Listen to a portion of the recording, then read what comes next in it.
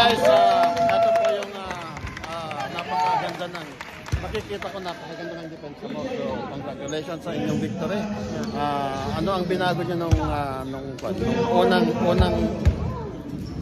unang quarter is parang may mali. Settle kami, So first quarter, yun lang, effort lang talaga sa team. Tapos dapat mag-uusap talaga. Yung sinabi ko kay JR na mag-mat kami na bago mag-start, dapat kuha na kami nyo ng physical, labas na lahat ng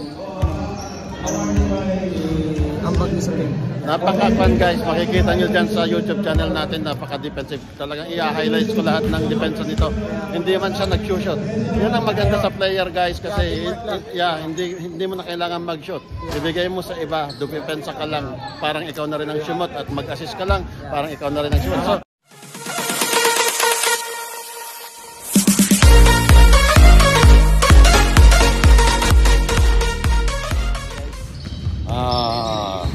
championship ngayon dito sa Batangas. Andito tayo sa gym. Wala pang tao, no? Dahil mag-uumpisa pa lang. Ito guys, hindi na bago sa atin yung 8-up na naman. Lalaban na naman sila ng championship. So, interviewin natin muna yung tatay. Yung tatay muna ang interviewin natin.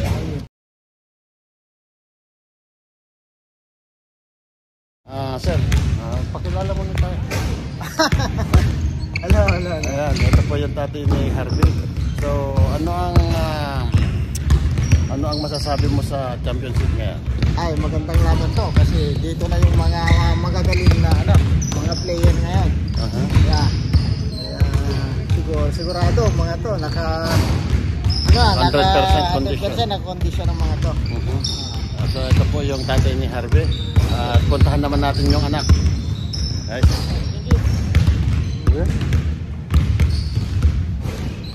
Harvey, ito, bago mag-umpisa ang laban, ano ang nakaplano ngayon? Nagagawin natin? Po just play defense po, tapos trust each other. Just pass the ball, move it around, and we should be fine po. And then, ano pa, additional sa mga fans natin dyan na shout out po sa mga fans natin sa Vancouver at sa Pilipinas po. Ayan, si Harvey Dorado ng 8-up po, 8-up. Saan kayo sa Pilipinas? Sa Bagao.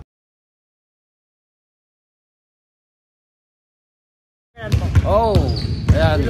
Parehas kami taga Cagayan. I'm from guys, ang inyong lingkod po ay taga Pamplona, Cagayan. Proud Cagayanos dito, at good luck Harvey sa iyong laro. Guys, championship 8-up Roofing versus Silent Creek. Ang lalaki nila sa kabila. Ayan guys. Welcome to the championship game of the women's division.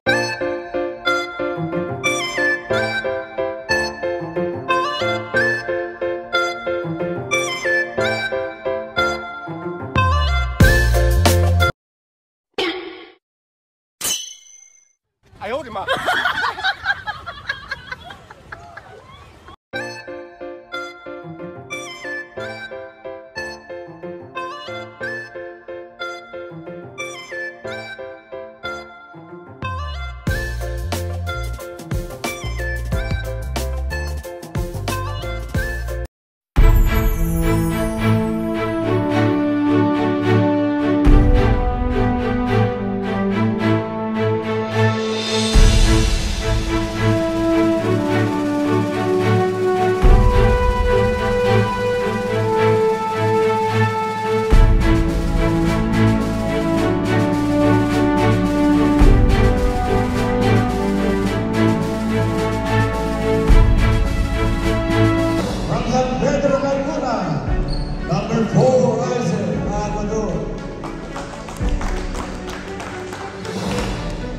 From Davao City, number 7, Matt Gabriel. From Mamitang, Laguna, number 10, Joshua Mercado. From Dasmariñas, Cavite, number 11, Oliver Circuito. From Balayan, Batangas, number 13, Marcos Ramos. From Cebu City, number 15, Jacob Capitan. From Santa Ana, Manila, number 18, Bergs Sido.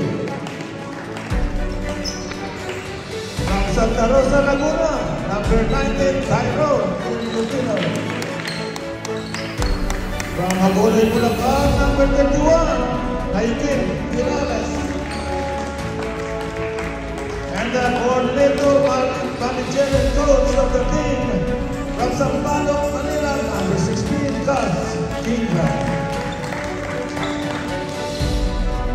Okay, now let's go. All the players from the newcomer team, but all players of the Batangas Club. Team ATAP Brooklyn. From Nawat City, Ilocos Norte, number 5, J.N. Manchester. From Baguio, Cagayan Valley, number 7, Harvey Delgado. From Ulang-Lambo City, number 8, Rudel Alcantara. From San Fernando, Camarines Sur, Vico. The coordinator and coach of the team, number 12, Leon Chavez. From Barangay Santo Niño, 2nd, San Jose City, province of Nueva Ecija, number 13, Argel Blas. From Barangay 3, Santa Maria, province of Laguna, number 16, Ivan Rivera. From Barangay Lisan, Saguntay, province of Quirino, number 18, DJ. From Davao City, number 19, Jim Carpio. From Barangay Boulevard, Manila, province of Cebu, number 22, Mars Lote. From Iloilo City, number 28, Adrian Espino. From Enchagi, Isabela, number 33, Eric Balawa.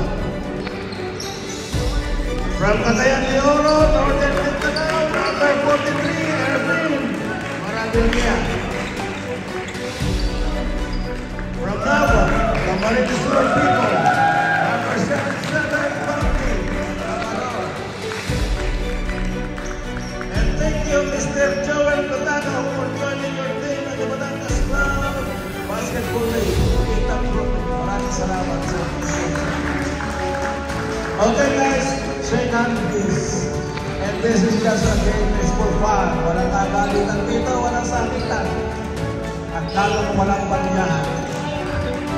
Our reps for the night, we have 3. Alex, Benson, and Gildo. Kyle Gildo, search the song.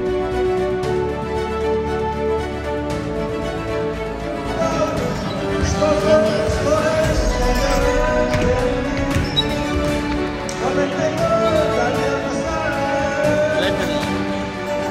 Edwin Galang, Professional reference. First 5 votes, please. Yes. Eto na nga guys, bakbakan na. Yan, nakauna kaagad ng 3 pero syempre kukunin muna nila yung kanilang chemistry dyan. At ito guys, nung first quarter ay medyo hindi po maayos ang kanilang mga laro. Kaya sila po ay na umpisahan sa I think 10-0. 10 po ang kalaban ng Yellow at 0 po ang ATAP. Kaya dito humingi ng isang malupit na timeout ang ating coach JR Chavez at standing coordinator of the team. Kaya nung nag-umpisa, pagkatapos ng timeout na yan guys ay talagang eto na po, nagkapalit na ng sitwasyon.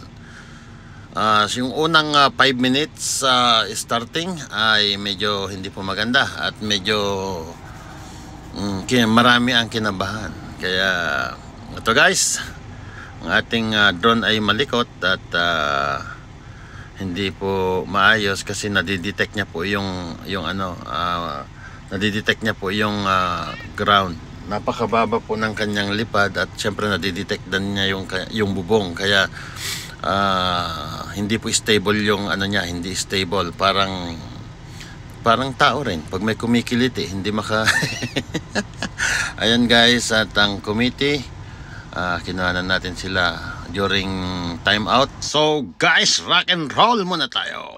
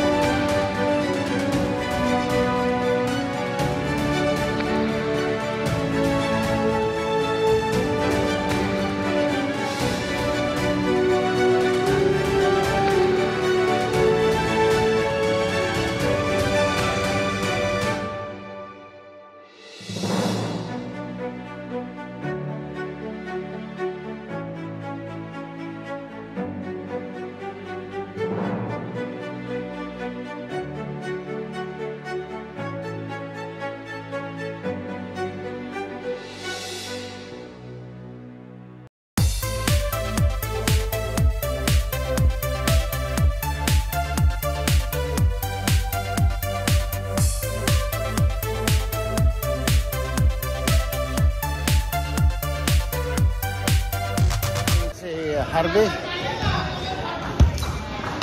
Ayan guys. Congrats. Hey, come here. Ayan. Kayong dalawa. So, yes guys, so from the beginning, sabi mo, ang sabi mo kanina ay gagawin nyo makakaya nyo. So, there you go guys, nagawa nyo yung gusto nyo gawin. At ano ang nagpatibay? Kasi nung una, parang hindi nyo nakuha yung laro nyo, di ba? Nung unang parang naging 8-0. So, paano nyo binago yung galaw? You just have to shake it off kasi everyone's like nervous, right, in the beginning. You have to like warm up first, yeah. Yeah, so itong dalawang ito ang pambato ng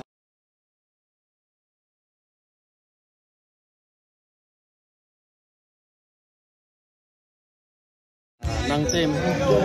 Although isang team sila pero talagang may gumawa ng score, especially si anak ni Boss Orly natin. So, ano ang masasabi mo about sa kanya sa team? No, we just played together and played defense. That was the number one thing. We just got to get stops because those guys are really good. Yeah, they are. They're pretty good. Yeah, they're number one team. Not only really good, they're so big. Yeah, they're pretty big, but we just have to keep sharing the ball and keep shooting. Shots will fall, and it fell in the beginning and the end too. Okay. We just have to pass. So, top team, ito yung pag-asa nilang dalawa. So, congratulations guys. Thank you very much. I hope to see you on next season. Paghahandaan ko kayo ng team, tatawagin namin kayo. Actually, RGB is yung ito po yung ating RGB next season, RGB na ang suot nila guys. So thank you very much. Congratulations. Thank you. Opo. Kwento sa YouTube, Facebook at saka TikTok. Okay. Kayo po ba yung may pagkakas? Okay, so anong masasabi niyo about dito sa game? Saan po kayo? Sa Mindanao. Patayin niyo lahat ng mga General Santos. Okay. Dito kami sa basketball paliga ng BCBC Batangas. Ayan, Batangas. Okay, walang ano naman kasi lahat tayo mga Pilipino dito dapat magkaisa. Walang Bisaya, walang Tagalog, walang Ilocano. Dapat magkaisa tayong lahat. Ayan, thank you very much. So, ito interviewin natin yung coach. Coach. Yeah! Okay, ito po yung kanilang coach. Sorry, it's DJ. Patayin niya po daw po yung kanilang player. Ayaw magpasya. Nangyari dyan sa buka. Ano pa? Bangas. Ayan coach, so anong chemistry? Ano ang binago? Kasi nung una parang hindi maganda yung umpisa ng game guys. Kaya hindi ako nag-video kasi ayaw ko magkalat. Pero hindi ko alam kung ano sikreto ni Coach. Siguro yung matagal lang kami magkakasama eh. Siguro may team na kami chemistry din. May mga tiwala sa isa't isa yan mga yan throughout the game. Siguro may mga swerte lang yung last minute na Hindi swerte yun eh. Kasi pangalawang beses ko nang napanood ang championship ng ETA Polo. Yung input na ng bawat isa ko. Oo, kulang pa nga sila. Wala pa nga si Carpio eh. Yung team effort lang talaga yung defense lang talaga yung pinano. So ano yung masasabi mo about next season? So mabuti na ngayon. Ano ba ang may dadagdag nyo? Ano siguro ba yung next season namin ay may mga new players. Shout out to our dating sponsor RGB10 next season September 20. Wow. Yung adjustment namin kasi may bagong player, so bagong team, bagong player. So next season will be RGB10. Wow. Shout out. Congratulations. Shout out sa RGB10 ha. Shout out RGB10. And FB Construction, shout out. Ayan yung FB combination. Thank you sa sponsor next season. Yeah, thank you. So dapat ganito rin dapat ang laro natin sa next season. Pagbuti. Next season. Congratulations, Coach. Thank you. Sige. Ito po yung napakaganda ng makikita ko napakaganda ng depensa mo. So, congratulations sa inyong victory. Ano ang binago nyo nung unang quarter is parang may mali. Settle kami, So, first quarter, yun lang, effort lang talaga sa team. Tapos, dapat mag-uusap talaga. Yung sinabi ko kay JR na mag-mark kami na bago mag-start, dapat kuha na kami nyo, nag-physical, labas na lahat ng ambag ni Salim. Napaka-fun guys, makikita nyo dyan sa YouTube channel natin, napaka-defensive. Talagang i-highlights ko lahat ng depensa nito. Hindi man siya nag-shoot. Yan ang maganda sa player guys kasi hindi mo na kailangan mag-shoot. Ibigay mo sa iba, dupepensa ka lang, parang ikaw na rin ang shumot at mag-assist ka lang, parang ikaw na rin ang shumot. So, congratulations ka. Anong pangalan pa na? MR, si Yote. Saan sa atin? Sa Cebu City. Wow, sa lahat po ng mga taga Cebu. Ayan, shoutout sa inyong lahat. Thank you. Suportahan po natin ang Batangas League kasi napakaganda po ng hikain. May foundation pa na ito guys. Dito napupunta yung kinikita nila.